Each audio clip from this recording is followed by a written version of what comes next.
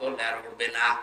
2 number, এই ডানার ভেতরে এমন শক্ত কিছু ধাতু দেওয়া আছে যেটা কোমল হওয়া, নরম হওয়া, সফট হওয়া কখনো সম্ভব না। কিন্তু পাখির ডানা আল্লাহ হাওলাত করেছিলেন এই কারণে, কারণ এর ভেতরে এমন কিছু পর আছে, পালক আছে যেটা সফট, নমন, কোমল। এমন একটা অবস্থা তৈরি হয় একটার সাথে আর একটা লাগলে, সিল যদি ছৌ মারে বাচ্চাগুলো, তখন মায়ের ওই ডানার নিচে যাবার পরে একটা কিচির মিচির শব্দ করে। বাংলাতে ওই শব্দকে বলা হয় অনির্বচন সুখ। কি বললাম? একটা অনির্বচন সুখ বাচ্চারা অনুভব করেন। আল্লাহ পাক ঠিক যেন পাখির এই বাচ্চাদের মতো আপনার মার বাবা যতদিন আপনি বেঁচে আছেন, আপনাকে বোঝাতে চেয়েছে, হামজা তোর মা বাবা যতদিন দুনিয়ায় আছে তারা যেন এই পাখির বাচ্চার মতো একটা সুখ তোর আন্ডারে থেকে পায়। তারা যেন মনে করে আবার হামজা বেঁচে থাকতে অন্তত আমাদের আর কোনো ঝামেলা নেই, আর কোনো চিন্তা নেই আমাদের। দিনাজপুরবাসী মন থেকে বলেন তো, আমাদের মা বাবা যারা দুনিয়ায় আছে এরা কি এই মনে করতে পারছে? 24 ঘন্টায় অনেকের মুরব্বীরা চিন্তায় থাকে, না জানি কখন ভাত বন্ধ করে দেয়। হ্যাঁ, এইসব রংপুরের এলাকার মানুষ সহজ সরল, তো এই জন্য কিছু টের পাচ্ছেন না। এই সহজ সরল মানুষগুলো মা বাবাকে খুব ভালোভাবে আদর যত্ন করে, এই জন্য আপনারা বুঝলেন না। এটা যদি আমি কক্সবাজারে বলতাম ওরা টের পেত। এত সম্মান, এত মর্যাদা, এত কিছু আল্লাহ দুনিয়াতে দিয়েছেন এই দুইজনের ব্যাপারে। নিজের ইবাদতের পরে নবীর নাম দেননি, আল্লাহ বলেছেন মার বাবার নাম। وَقَضَى رَبُّكَ أَلَّا تَعْبُدُوا إِلَّا إِيَّاهُ وَبِالْوَالِدَيْنِ إِحْسَانًا। আল্লাহ পাক বলেন, আমি ফয়সালা করে দিয়েছি, সিদ্ধান্ত নিয়ে ফেলেছি, রায় দিয়েছি। আমি আল্লাহর রায়কে, আমি আল্লাহ ছাড়া কারো ইবাদত করা যাবে না। পৃথিবীতে যাদের মা বাবা আছে তারা যেন তাদের সেবা করে, তাদের পেছনে খরচ করে, তাদের প্রতি ইহসান করে। এটা আমি বানালাম। বলেন আপনি ইহসান করবেন কি করে? তার একটা একটা করে আল্লাহ কিন্তু 5টা ব্যাখ্যা দিয়েছেন। আপনি কোরআন খোলেন তো পুরোটা, পৃথিবীর কোন মানুষের ব্যাপারে এত ব্যাখ্যামূলক শব্দ আপনি পান কিনা? পাবেন না আপনি। অথচ দুইজনের নাম এত বেশি আল্লাহ ব্যাখ্যা দিয়েছেন, সেই দুইজনের পরিচয় ওই 6 ছেলে মেয়ে জানে না। এই জন্য 95 বছর বয়সে মুরব্বীকে বাড়ি থেকে রাস্তায় বের করে দিয়েছে, যান আপনারা দরকার নেই। কয়েকদিন পরেই পড়ে মরবে, ডেনে পড়ে থাকবে, কুকুরে শ্রীগালে ছিঁড়ে ছিঁড়ে খাবে। এক কথা বলে না কেন? অথচ 6টা ছেলে মেয়ে তাকান, সব বিশ্ববিদ্যালয় থেকে মাস্টার্স করা। আমি বলছি না আপনার ছেলে মেয়েকে মাস্টার্স করাবেন না, তা না, অবশ্যই করান, কিন্তু তাকে 3টা বছর কোরআনে কারিম দিন।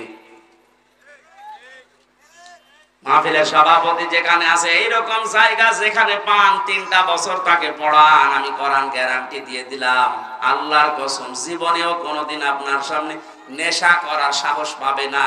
2 নম্বরে কোনোদিন আপনার মর্যাদা হানি করতে দেবে না। রাঙ্গামাটির লংগদ থেকে আসার সময় দেখি এক মুরব্বী কাঁদতেছে, বৃদ্ধাশ্রমে মুরব্বী মানুষ, প্রায় 80 বছরের উপরে বয়স। আমার নিয়ে গেল কমিটি, বলছে হুজুর দেখেন, যে দেখি সন্তানটা পাশে বসে আছে, উনি কলেজের অধ্যাপক, চট্টগ্রাম বিশ্ববিদ্যালয় থেকে অনার্স মাস্টার্স করিয়েছে, কোন কলেজে যেন অধ্যাপনা করছে। আজ 1 মাসের বেশি হয়ে গেল এই মাকে রেখে গেছে বৃদ্ধাশ্রমে। 1 মাস মরে পরে যেহেতু টাকা দেওয়া লাগে, আজকে এসেছে টাকা দেওয়ার জন্যে। মা ছেলেকে ডাক দিয়ে বলছে, বাবা আমি যখন মারা যাব তখন আমার মাথার উপরে এই ফ্যানটা এটা পাল্টিয়ে নতুন ফ্যান লাগিয়ে দিবি। ছেলে বলছে, মা তুমি তো মরেই যাবে, তখন আবার ফ্যান কি হবে? মা বলছে লাগবে, কারণ 1টা মাস এখানে আমি আছি, ফ্যানটা ঘরে না। কর্তৃপক্ষকে বারবার আমি বলেছিলাম, কিন্তু ওরা কথা আমার শোনে না, কারণ তুই তো টাকা দিয়ে যাস না। 1 মাস পরে আজকে ওরা খবর দিয়ে তোকে নিয়ে এসেছে। বাস্তবতা আমি যেটা দেখলাম, আমার তো মনে হচ্ছে আমি মারা যাওয়ার পরে তোর যখন এই বয়স হবে, তোর ছেলে মেয়ে মিলে তোর ওইখানে দিয়ে যাবে। তোর তো আবার ফ্যান ছাড়া ঘুম হয় না, ছোটবেলা থেকে তোকে বাতাস দেওয়া ছাড়া আমি ঘুম পাড়াতে পারি না। তোর কষ্ট হবে রে বাবা, তুই আগে থেকেই ব্যবস্থা করে যা, আমি মারা যাওয়ার পরেই তুই ফ্যানটা পাল্টিয়ে দিবি। দেখলাম ওর সামনে ওর হাতের উপরে মা মারা গেল, হাও মাও করে কেঁদে বলছো, হুজুর এ দোষ শুধু আমার একা নাই, দোষ আমার বউর। আমার 2টা ছেলে মেয়ে আছে, তাদের মুখের দিকে তাকে আমি তালাকও দিতে পারি না। শেষ পর্যন্ত বউ আমারে বারবার এ তাড়না দিয়েছে, বুড়ি বাড়ি থাকলে তোমার ভাত আমি খাবো না। আমি তো সংসারটা ভাঙতে পারলাম না। মাকে এই বৃদ্ধাশ্রমে শেষ পর্যন্ত রেখে গিয়েছিলাম। বাবা আমার 10-12 বছর আগেই মারা গেছে। বহু কষ্ট স্বীকার করেছিল মা আমার জন্য, প্রতিদান আমি দিতে পারলাম না। আজকে আমার হাতের উপরেই মারা গেল। দিনাজপুরবাসী, বান্দরবন, রাঙ্গামাটি, লঙ্গদ শুধু ওই মুরব্বী না, আমার মনে হয় অনেক মানুষ এখন দিনাজপুর ওই রকম অবস্থায় আছে। আমি যেটা বোঝানোর জন্য পর্যন্ত এসেছিলাম, ছেলে হোক মেয়ে হোক, আগে 3টা বছর তাকে কোরআনের সাথে পরিচয় করান। ওর অন্তরটা মানুষের অন্তর হবে, উজাড় গৃহ শয়তানের ঘর হবে না। তখন আপনি কি ও বুঝবে যে আল্লাহর পরে আপনার স্থান, তামাম দুনিয়া একদিকে চলে গেল, আপনাকেও ছাড়বে না। এখানে দায়িত্বে যারা আছেন আমি আবার আহ্বান জানাচ্ছি, শুধু আমরা একা মরবো না, একা ঝামেলায় পড়বো না, আপনিও ঝামেলায় পড়বেন। কোরআনে কারীমকে এখন কম্পালসারি করেন, আপনিও বাঁচবেন, আমরাও বাঁচতে পারবো। কথা বলেন ঠিক কিনা? যে কোরআন না থাকলে মানুষের হৃদয় আর হৃদয় থাকে না, শয়তানের ঘর হয়ে যায়, উজাড় গৃহ হয়ে যায়। সেখান থেকে বাঁচাতে আজকের এই যুব সমাজ কোরআন কিছু না কিছু হলেও আমাদের অন্তরে যেন প্রবেশ করে। আয়োজনে যারা আঞ্জাম দিয়েছে, আমরা খুশি হয়ে ধন্যবাদ দিয়ে বলছি আলহামদুলিল্লাহ। নবীজি জানিয়েছেন, মান ক্বারাআল কুরআনা, যে ব্যক্তি কোরআন পড়ে, এদিকে তাকান, মান ক্বারাআল কুরআনা, যে ব্যক্তি কোরআন পড়ে, ফাস্তাজহারাহু, এবং একে ইজহার করার চেষ্টা করে। ইজহার মানে,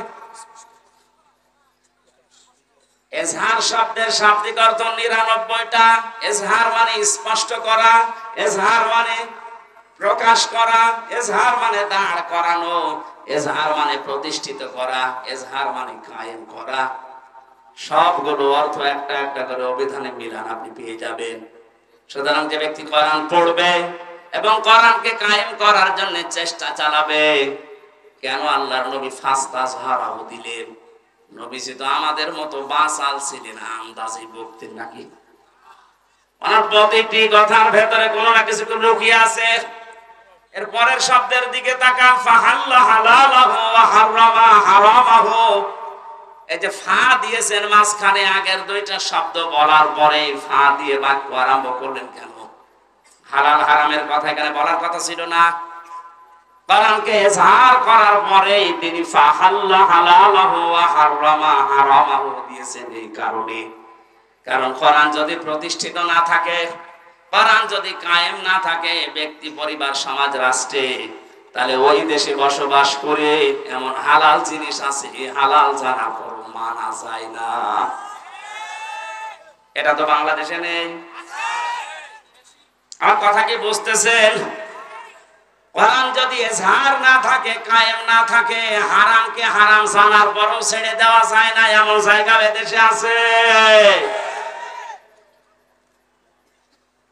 এবার শব্দের দিকে খেয়াল করেন, মান ক্বারাআল কুরআনা, শব্দটা ক্বারা দিয়েছেন। ওরা কোরআন শরীফ পড়ে আমি পেয়েছি, কোরআন পড়ার ব্যাপারে যত শব্দ, 3টা শব্দ সবচাইতে বেশি। ক্বারা, রাতালা, তালাওয়াত।